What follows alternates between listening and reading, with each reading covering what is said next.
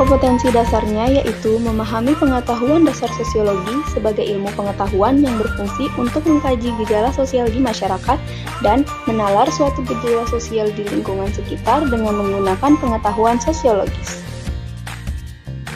Indikator pencapaian kompetensinya yaitu pertama, siswa dapat mengetahui apa itu sosiologi sebagai ilmu pengetahuan.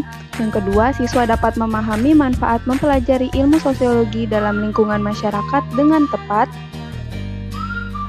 Yang ketiga, siswa dapat mengetahui macam-macam permasalahan sosial di lingkungan masyarakat dan mengaitkannya dengan peran ilmu sosiologi dengan benar. Yang terakhir, siswa dapat mengklasifikasikan macam-macam gejala sosial yang terjadi di lingkungan masyarakat berdasarkan ilmu sosiologi dengan benar.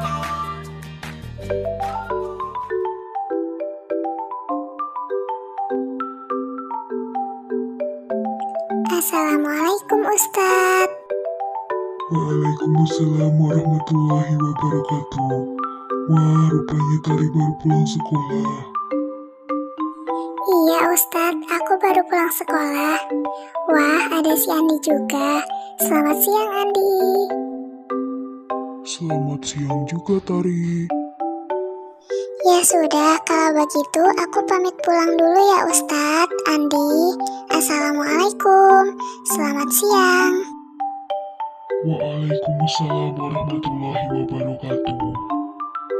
Siang Tari, hati-hati di jalan.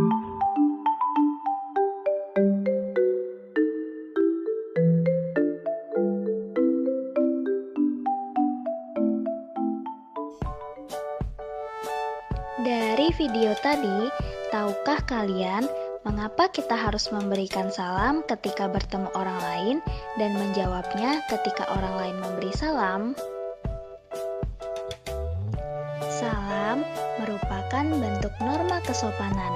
Sebagai makhluk sosial, kita harus saling menghargai dan menghormati sesama. Sehingga terbentuklah ilmu sosiologi. Apa itu sosiologi?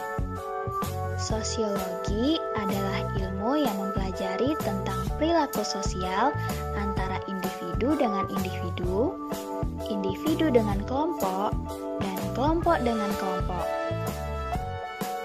Manusia sebagai makhluk sosial membutuhkan orang lain untuk saling membantu dalam kehidupan masyarakat. Agar terciptanya kehidupan yang aman dan damai, maka dibutuhkan aturan yang akan mengatur bagaimana kita seharusnya bertingkah laku di masyarakat. Hal tersebut ada dalam ilmu sosiologi.